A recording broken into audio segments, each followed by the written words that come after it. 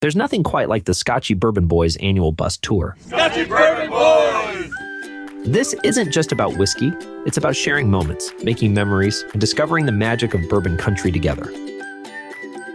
Uncut and unfiltered, we're diving straight into the heart of Kentucky bourbon culture. Let's get started.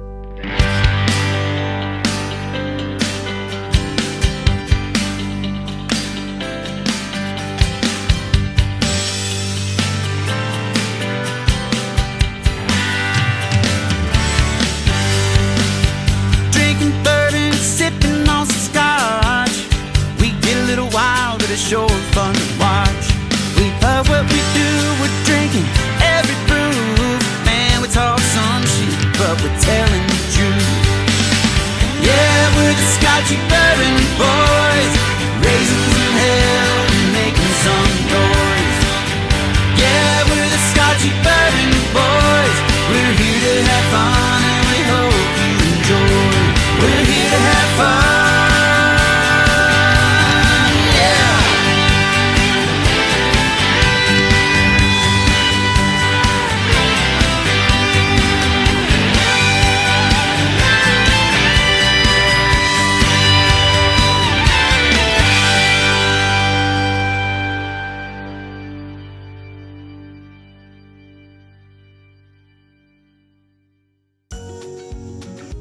Before we embark on our journey, the Scotchy Bourbon Boys remind us that this trip is about more than just tasting whiskey. It's about the people, the stories, and the memories we create along the way. So what we're gonna do in our tradition of the Scotchy Bourbon Boys, how we started was a bunch of guys getting together, not believing that whiskey could taste and have the notes that it had. It was whiskey. There weren't creme brulee. There wasn't all this other stuff. But we all got together in a group and bought a bottle of Johnnie Walker Blue.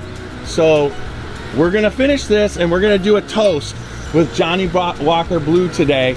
This is one of the original starting whiskeys that we started with, and it just evolved to what it was. So Super Nash is gonna give you, we gotta make that 14 people, but this is the kickoff. It'll work. Yeah. Oh, all right. Believe in you, Nash.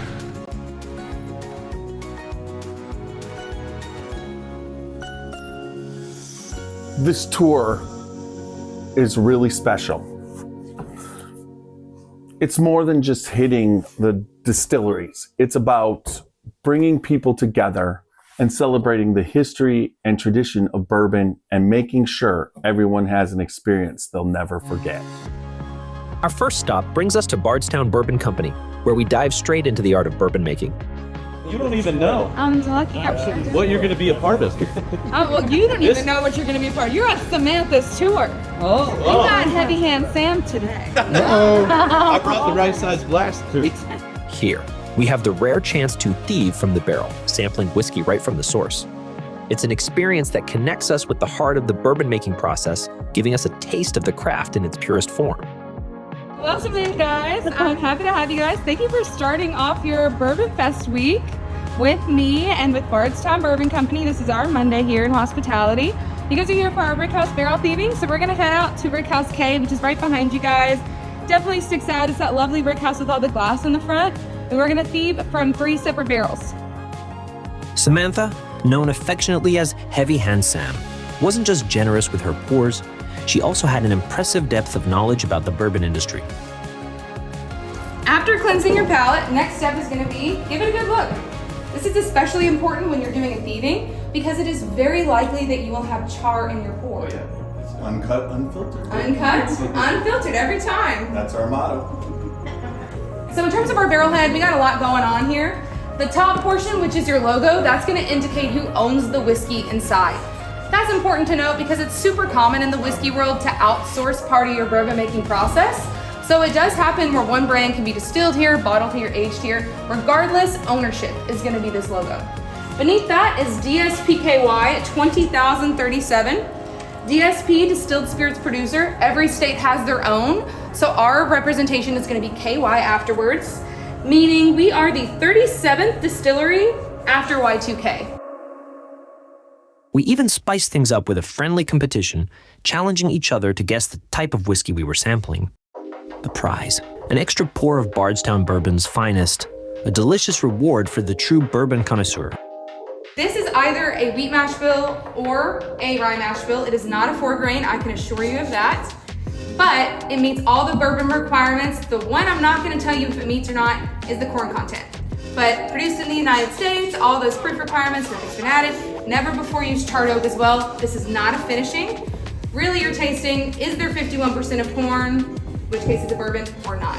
I think this is a corn whiskey, and maybe about 78% corn, 12% rye, and 10% malted barley is my guess.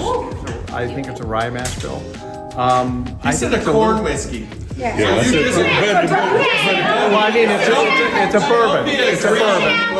It's a bourbon, but it's a rye, not a wheated. And I think it's a little higher rye. It's got a little more of that spice in it. It's 60 corn, 35 rye, 5 malted barley. This is a rye. This is a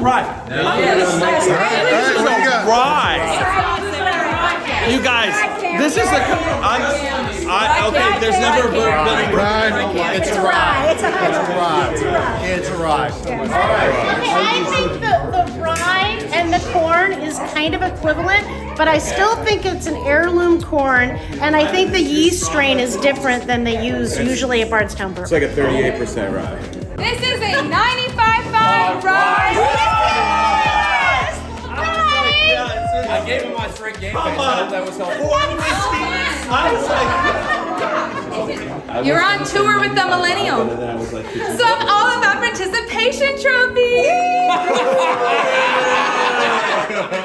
Everybody gets little. Our great thieving tour here at Bardstown Bourbon Company with the Scotchy Bourbon Boys bus tour. Really super excited. One of the best experiences around. Got to be with Samantha, our guide, and taste through 3 different barrels without going in too much into the mash bills and the secrets of the tour, as it were. Really had great conversation. One of the best bourbon and whiskey conversations I've had. Really excited to taste with everybody. So much knowledge being shared in there, and the great experience having that tasting together. On the way to our next stop, we couldn't resist visiting one of Bardstown's hidden gems, the Blind Pig. Known to locals and bourbon hunters alike, it's a treasure trove of rare bottles and unique finds. This quick stop gives us a chance to explore and hunt for that perfect bottle. Rolling on the rocks, Super Nash at the Blind Pig. It's Bourbon Tiny's first time ever. Tiny's first time ever. Hell yeah? Wait a minute. Do it. A pour of the double oak. Okay, my second pour. Oh, we got a smoke wagon. Is there a double oak? There's a double barrel from Bardstown Bourbon Company, the Nick Smith project. Look at your smoke wagon. I do not have the decanter for this because this is a 1968 McCormick distillery whiskey. Yes. Is that the year? Bourbon, yeah. He was born way before 68. Oh my God, Let me just tell you. from Missouri? Yeah. Hold it up. Yeah.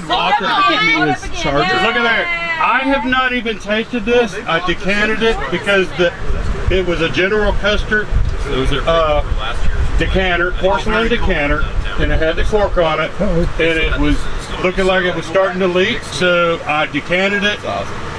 And that is the color of it. And Look at that cherry color of that dusty. The dusty. We just got history, and this is what this is about. Good times, uncut, unfiltered. Let's go. Cheers!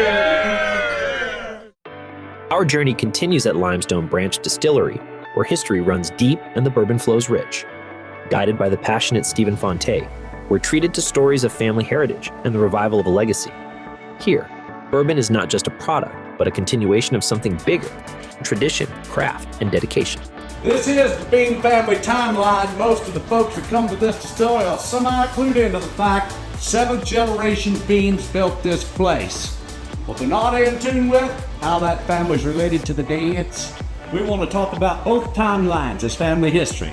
On the Bean side, a moniker has flowed through the family from generation to generation. It's a moniker only a few Beans ever attained. Moniker which I speak, owner and distiller. Only a few Beans ever own their own distilleries. one of which was minor case bean in this picture. Stephen Paul's great-grandfather. First time I saw the picture, I challenged both brothers to grow that mustache. All's a quitter. If you know Stephen Fante, you'd agree he's practically born to be the voice of bourbon.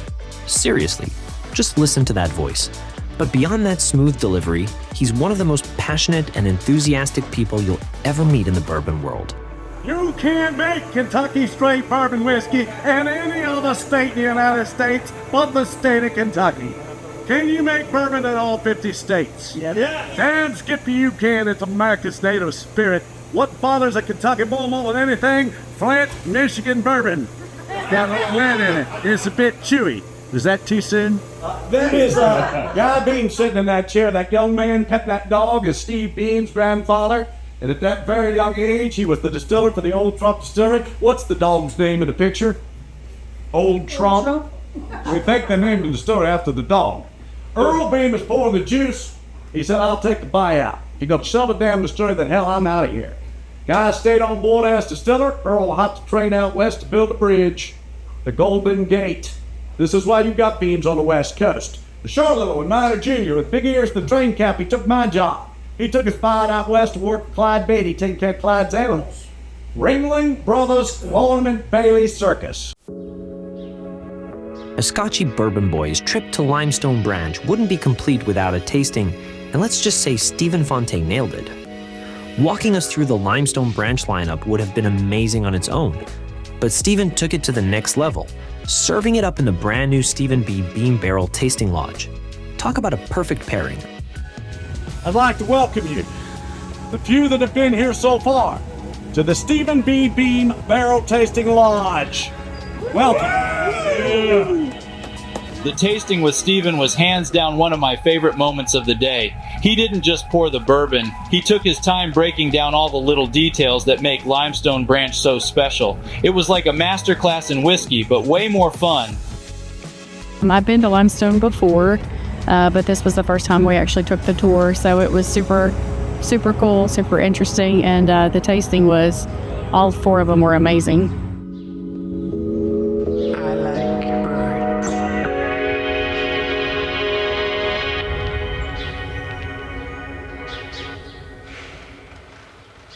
This industry is probably the best industry to understand the one-up mentality.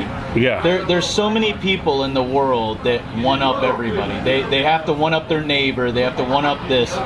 This is a family thing, and it's not just us. It's our podcast is one. Yeah. But the industry as a whole is a sharing. It is we made this incredible thing. We don't want to keep it for us. We want to share it. And I think that's like Nash with like his dad's pour of this Jim Beam today, is that don't keep it in a bottle where nobody else can ever get to see what it's about. But when you share it with 14 other people, that is a memory that goes forever. It is. It's a memory that's what this is about. Between distillery stops, the bourbon experience doesn't end. The Scotchy Bourbon Boys keep the tradition alive by sharing rare, personal pours with the group. One of the most heartfelt moments of the day comes from Martin Nash, who shares a special decanted 1974 Jim Beam, passed down from his late father. It's these connections to history and family that make bourbon more than just a drink. It's a legacy. This is a 1974 James B. Beam Distilling Company bourbon that was aged 8 years and 4 months, and in a decanter that was made for the National Licensed Beverage Association for their 25th anniversary. And this bottle is really special to me because it was one of the bottles that was left to me of my dad's collection, and it makes it really special for me to be able to open it and share it with everybody today. Are you still behind, Walker? Walker, what the hell are Ryan? Don't last time. Easy there. You just ruined my whole skill. I told him in the last and final pour for me, for my dad, a legacy that my dad left me, and then you fucked it all up. Absolutely. Cheers to my dad, JB Nash. Cheers to JB Nash. This is what bourbon's about. It's about history and love. History and love. And cheers, Walker. And thank God your dad likes sharing with family. Our final stop takes us to Heaven Hill, one of the most iconic names in bourbon. From their award-winning selection to their deep roots in Kentucky bourbon making, this distillery is a perfect way to close out the tour. With one last tasting, we savor the moment and raise a glass to another unforgettable journey. Big Papa Pump. Yo, Chris Taylor, you think you had it. You don't have nothing, brother. I got the shirt, and you got a little squirt.